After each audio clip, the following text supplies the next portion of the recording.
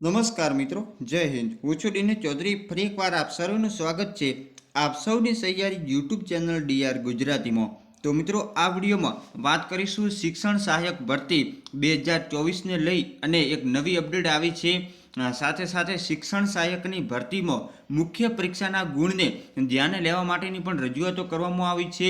સાથે સાથે ધોરણ 1 થી 8માં વિદ્યા સહાયકની 2750 જગ્યાઓ માટે મંજૂરી આપી છે, જ્યારે ધોરણ 9 થી 12માં કાયમી શિક્ષકોની ભરતી બાબતેનો હજી સુધી કોઈ પણ પ્રકારની માહિતી મળી નથી. સાથે સાથે ક્યાં સુધીમાં શિક્ષણ સહાયકની ભરતી આવવાની શક્યતા છે એની પણ વાત કરીશું, અને કેટલી ભરતી આવી શકે છે જેવા ઘણા બધા મુદ્દાઓને લઈ અને ન્યૂઝ આવી છે, તો એને આપણે વિગતવાર જોઈશું આ વિડીયોમાં.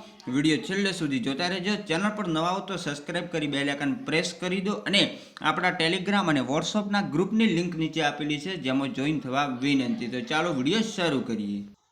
તો મિત્રો, વાત કરવામાં આવે તો શિક્ષણ સહાયકની ભરતીમાં મુખ્ય પરીક્ષાના જે દ્વિસ્તરીય પરીક્ષા લેવામાં આવી છે એના ગુણ ધ્યાનમાં લેવા જોઈએ. ખરેખર ચૂંટણી પૂર્વે ભરતીની જાહેરાત થવાની જે ઉમેદવારોને આશા છે, વાત કરવામાં આવે ધોરણ 1 થી 8માં જે બાકી રહેલી 2750 વિદ્યા સહાયકની ભરતી થવાની જાહેરાત થઈ છે, તેમ આગામી સમયમાં ચૂંટણી પહેલાં ધોરણ 9 થી 12માં શિક્ષણ સહાયકની કાયમી ભરતી કરવામાં આવશે એવી ઉમેદવારોને આશા છે. ટાટ 1 અને ટાટ 2ની પરીક્ષા આ વખતે પ્રથમ વખત દ્વિસ્તરીય લેવાઈ હતી, ત્યારે ભવિષ્યમાં થનારી ભરતીમાં એકેડમિકના બદલે મુખ્ય પરીક્ષાના ગુણોને ધ્યાનમાં લેવામાં આવે એવી ઉમેદવારો તરફથી પણ રજૂઆતો કરાઈ છે.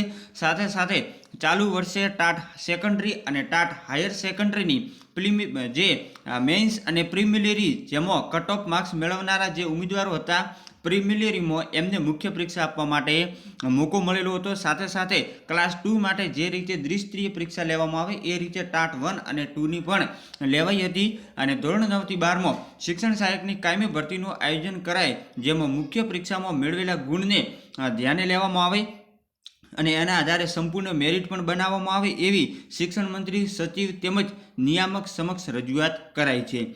અગાઉના સમયમાં જૂની પદ્ધતિ પ્રમાણે ધોરણ 12 એના પછી સ્નાતક, અનુસ્નાતક, B Ed, TAT secondary, TAT higher સેકન્ડરીની મુખ્ય પરીક્ષાના જે ગુણ ધ્યાનમાં લેવામાં આવતા હતા.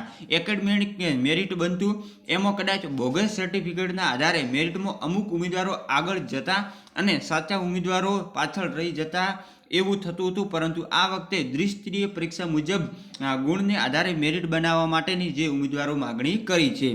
અત્રે મહત્વનું છે કે સરકારે ધોરણ 1 થી 10માં જ્ઞાન સહાયકના 11 મહિનાના કરાર આધારિત શિક્ષકોની નિમણૂક કરી છે. સાથે સાથે 11 અને 12માં પણ મિત્રો ડોક્યુમેન્ટ વેરિફિકેશનની પ્રક્રિયા ચાલે છે. ટૂંક સમયમાં એમની પણ નિમણૂક થઈ જશે. જે જ્ઞાન સહાયક ન હોવાના કારણે અત્યારે એટલે કે આ જ્યારે ન્યૂઝ આવ્યા હતા એ વખતે તો પ્રવાસી શિક્ષકો હતા, પરંતુ હવે મિત્રો જ્ઞાન સહાયકનો ડોક્યુમેન્ટ વેરિફિકેશનની પ્રક્રિયા 2 દિવસની અંદર પૂર્ણ થઈ જશે, અને એના પછી ધોરણ 1 થી 12માં જે તે જ્ઞાન સહાયકોના આધારે જે સંપૂર્ણ શૈક્ષણિક કાર્ય ચાલશે. તો ચૂંટણી પહેલાં ધોરણ 1 થી 8માં 2750ની ભરતી તો આવવાની છે. સાથે સાથે ધોરણ જે 9 થી લઈ અને 12માં પણ કાયમી શિક્ષકોની ભરતી આવી શકે છે. તો ફરી મળશું નવી અપડેટ સાથે નવા વિડીયોમાં. ત્યાં સુધી જય હિન્દ, જય ભારત. Thanks for watching.